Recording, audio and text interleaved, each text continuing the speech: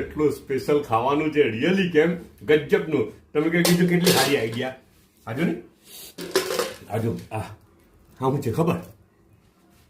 ચાવલ જ છે પણ આ સ્પેશિયલ બનાવેલા ચાવલ છે ને. આ શું છે ખબર? આ નરમ બનાવેલા છે ને. જો આ ચીકણું ચીકણું બધું દેખાય ને, આ શું છે ખબર?